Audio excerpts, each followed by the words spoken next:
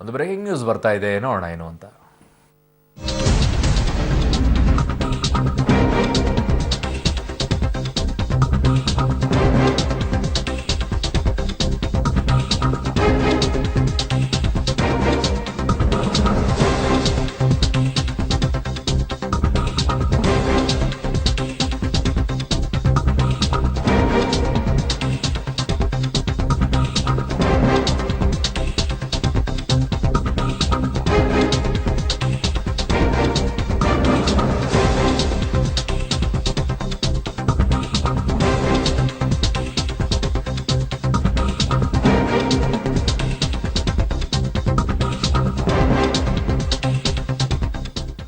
ಮಲ್ಟಿಪ್ಲೆಕ್ಸ್ಗಳಿಂದಲೇ ಅಧಿಕಾರಿಗಳು ಮಾಹಿತಿಯನ್ನ ಪಡೆದಿರುವುದು. ಜಿಎಸ್ಟಿ ಜಾರಿಯಾದ ಬಳಿಕ ಕನ್ನಡ ಸಿನಿಮಾದಿಂದ ತೆರಿಗೆ ಸಂಗ್ರಹ ಇಳಿಕೆಯಾಗಿದೆ. ತೆಲುಗು, ತಮಿಳು, ಮಲಯಾಳಂಗೆ ಹೋಲಿಸಿದರೆ ಕನ್ನಡ ಸಿನಿಮಾದಿಂದ ತೆರಿಗೆ ಸಂಗ್ರಹ ಆಗಿರೋದು ಕಡಿಮೆ ಅನ್ನೋ ಮಾಹಿತಿ. ಈ ಬಗ್ಗೆ ಜಿಎಸ್ಟಿಯ ಗುಪ್ತಚರ ವಿಚಕ್ಷಣಾ ದಳದಿಂದ ಮಾಹಿತಿ ಸಂಗ್ರಹಿಸಿಕೊಂಡಿದ್ರು. ಸಿನಿಮಾ ಪ್ರದರ್ಶನ ಮಾಡುವಂತಹ ಮಲ್ಟಿಪ್ಲೆಕ್ಸ್ಗಳಿಂದಲೇ ಮಾಹಿತಿಯನ್ನ ಅಧಿಕಾರಿಗಳು ಸಂಗ್ರಹಿಸಿಕೊಂಡ್ರು.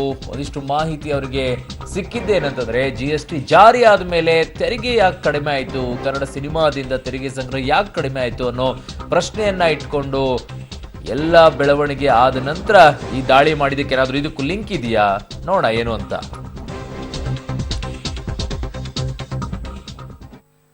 ಹಾಗಿದ್ರೆ ಈಗ ಬಂದಿರುವಂತಹ ಬ್ರೇಕಿಂಗು ಈಗ ದಾಳಿ ನಡೆದಿರೋದಕ್ಕೂ ಏನಾದ್ರೂ ಲಿಂಕ್ ಇದೆಯಾ, ನೋಡ ಇನ್ನೊಂದು ಬ್ರೇಕಿಂಗ್ ನ್ಯೂಸ್ ಬರ್ತಾ ಇದೆ ಏನು ಅಂತ.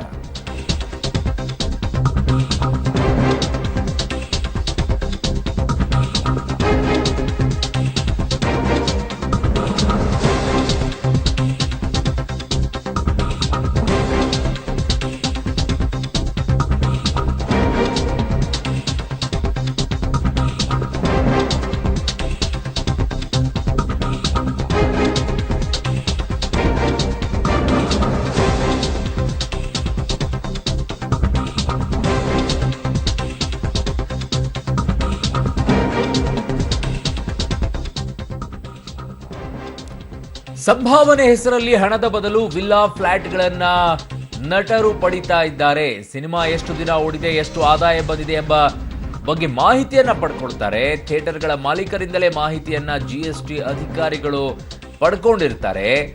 ಆದರೆ ಸಿನಿಮಾ ನಿರ್ಮಾಪಕರು, ವಿತರಕರು ಹಿಡಿದಂತಹ ಮಾಹಿತಿಗೂ ಸಿಕ್ಕಾಪಟ್ಟೆ ವ್ಯತ್ಯಾಸ ಆಗುತ್ತೆ. ಟ್ಯಾಲಿ ಆಗ್ಬೇಕಲ್ವ, ಅದಾಗಲ್ಲ. ಕಾರಣ ಏನು ಅಂದ್ರೆ, ಸಂಭಾವನೆ ಹೆಸರಲ್ಲಿ ಹಣದ ಬದಲು ವಿಲ್ಲಾ ಮತ್ತು ಫ್ಲಾಟ್ಗಳನ್ನ ಪಡೆದುಕೊಳ್ತಾ ಇದ್ದಾರೆ ನಟರು ಅನ್ನೋ ಮಾಹಿತಿ ಈಗ ಬರ್ತಾ ಇರೋದು. ಹಾಗಾಗಿ ಈ ವ್ಯತ್ಯಾಸಗಳು ಯಾಕೆ ಆಗ್ತಾ ಇದೆ, ತೆರಿಗೆ ಸಂಗ್ರಹ ಯಾಕೆ ಕಡಿಮೆ ಆಗ್ತಾ ಇದೆ ಕನ್ನಡ ಚಿತ್ರದಲ್ಲಿ ಅನ್ನೋ ಅಂಶವನ್ನ ಇಟ್ಕೊಂಡು ಅದರ ಬಗ್ಗೆ ತನಿಖೆಯನ್ನ ಮಾಡೋಕೆ ಶುರು ಮಾಡಿದಾಗ ಇದೆಲ್ಲವೂ ಕೂಡ ಹೊರಗಡೆ ಬರೋಕೆ ಶುರುವಾಗಿದ್ದು, ಸಂಭಾವನೆ ಹೆಸರಿನಲ್ಲಿ ಹಣದ ಬದಲು ವಿಲ್ಲಾ ಫ್ಲಾಟ್ಗಳನ್ನ ಪಡ್ಕೊಳ್ತಾರೆ. ಆಗ ಜಿಎಸ್ಟಿ ಎಂಟರ್ಟೈನ್ಮೆಂಟ್ ಬೀಳಲ್ಲ, ಬಟ್ ಅಲ್ಲಿ ಬೀಳೋದು ಬೇರೆ ರೀತಿಯಾಗಿ ನಿಮ್ಗೆ ಬೀಳುತ್ತೆ. ಹಾಗಾಗಿ ಕನ್ನಡ ಚಿತ್ರರಂಗದ ತೆರಿಗೆ ಏನಿತ್ತು ಅದಕ್ಕೆ ಕಡಿಮೆ ಇದೆ ಅನ್ನೋದಕ್ಕೆ ಇದು ಮತ್ತೊಂದು ಕಾರಣ ಇದೆ.